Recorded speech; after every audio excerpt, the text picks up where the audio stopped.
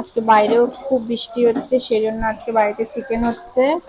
আর চিকেনটা একদম শর্টকাটে আজকে চিকেনটা, তাই তোমাদের সাথে আজকে রেসিপিটা শেয়ার করব। দেখো এখানে আদা রসুন সবকিছু এরকম করে করে নিচ্ছি আমরা।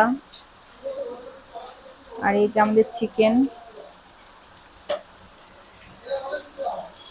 আলুটাও ভাজা হয়ে গেছে আগেই। যে দেখো লাল লাল করে পেঁয়াজটা ভাজা হয়ে গেছে, আর সবকিছু কিন্তু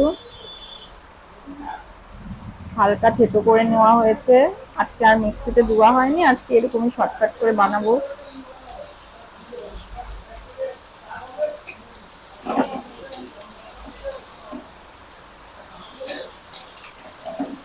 দেখো আদা রসুন পেঁয়াজ সবকিছু ভাজা হয়ে গেল, এখন চলে যাবে লবণ।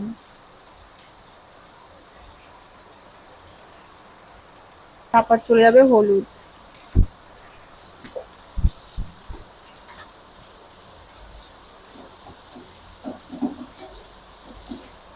1 চামচ জিরা গুঁড়ো, তারপর চলে যাবে 1 চামচ ধনে গুঁড়ো,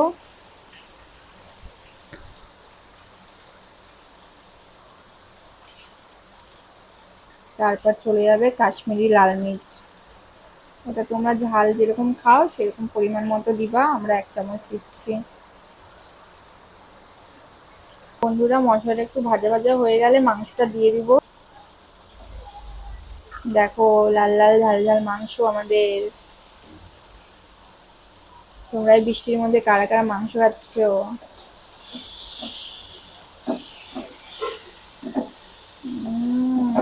দেখো বন্ধুরা সেই সুন্দর সেন্ট বেরোচ্ছে কিন্তু, কালারটা জাস্ট দেখো। আর সিম্পল ভাবে তোমরাও এইভাবে বাড়িতে চিকেন বানিয়ে একবার ট্রাই করো। যাদের হাতে একদম কম সময় থাকে তারা এইভাবে ট্রাই করতে পারো। এই দেখো বৃষ্টির দিনে লাল লাল ঝাল ঝাল করে মাংস কষা আমাদের বাড়িতে। বাইরে প্রচন্ড বৃষ্টি, তোমাদের ওখানে কেমন বৃষ্টি হচ্ছে? কাঁচা লঙ্কা চলে গেছে মাংসতে, ঝালটা একটু কম দেওয়া হচ্ছে আমাদের। আর এবার চলে যাবে টমেটো। মাংসটা কষানো হয়ে গেলে টমেটোটা দিয়ে দিবা তোমরা সবাই।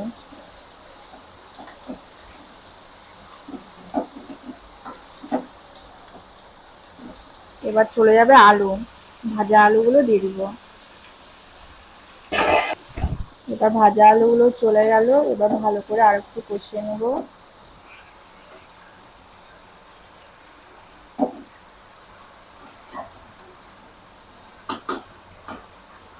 একটু সামান্য চিনি দিয়ে দেব, তা কালারের জন্য আর টেস্টের জন্য, যেটা তোমরাও একটু দিবে তাহলে টেস্টটা ভালো আসবে।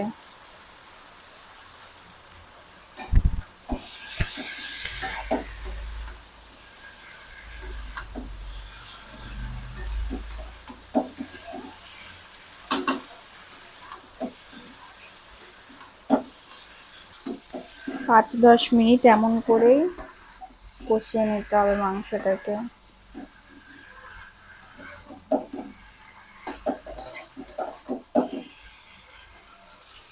এবার চিকেনে জল চলে যাবে।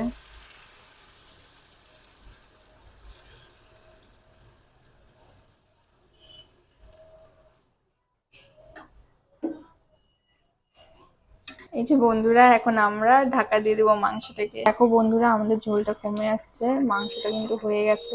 এই যে বন্ধুরা আমাদের মাংসটা হয়ে গেছে, আর উপর থেকে গরম মশলা আর কাঁচা ধনিয়া পাতা চলে গেল।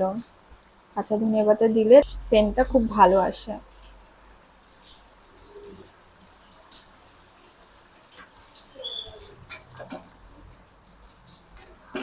আমাদের মাংস কিন্তু একদম রেডি।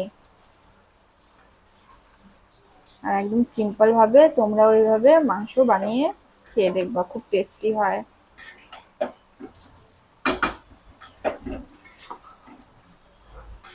এই দেখো আমাদের মাংস একদম রেডি, আর এখন আমরা নামিয়ে নেব। হবে ওটাতে পড়ে যাবে না?